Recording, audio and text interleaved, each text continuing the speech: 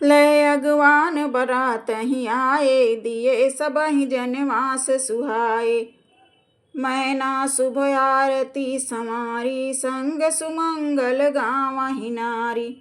कंचन थार सोह बर पानी, परिछन चली हरस हरिसानी। बिकट वेश रुद्रहि जब देखा, अबलन उर भय भयउ बिसेखा। भागि भवन पैठी अति त्रासा, गए महेशु जहाँ जनवासा। मैना हृदय भयउ दुख भारी, लीन्ही बोल गिरीश कुमारी। अधिक स्नेह गोद बैठारी, श्याम सरोज नयन भरि बारी। जहि विधि तुम्हि रूप यस दीन्हा, तेहि जड़ बरु बऊ बाउर कस कीन्हा।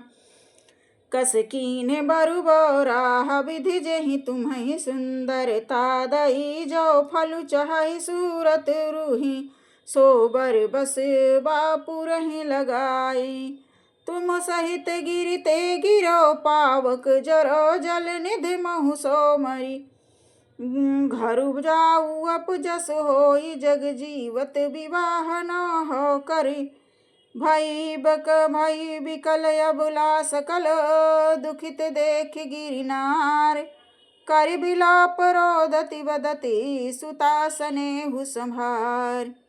यहाँ मैना जी कह रही हूँ कि बहुत ही डर के मारे भाग के घरों में, हाँ आगे कह रही हैं कि और अत्यंत स्नेह से गोद में पार्वती जी को अपने पास बुलाया और अत्यंत स्नेह से गोद में बैठाकर अपने नील कमल के समान नेत्रों में आंसू भर कर कहा, जिस विधाता ने तुमको ऐसा सुंदर रूप दिया है, उसी मूर्ख ने तुम्हारे दूल्हे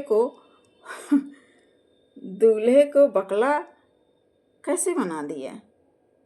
जिस विधाता ने तुमको सुंदरता दी, उनसे तुम्हारे लिए घर बावला कैसे बनाया। जो फल कल्प वृक्ष में लगना चाहिए, वह जबरदस्ती बबूल में कैसे लग गया है। मैं तुम्हें लेकर पहाड़ से गिर पड़ूंगी, आग में जल जाऊंगी या समुद्र में कूद पड़ूंगी। चाहे घर उजड़ जाए और संसार भर में अपकीर्ति फैल जाए, पर जीते जी मैं इस बावले वर से तुम्हारा विवाह नहीं करूंगी।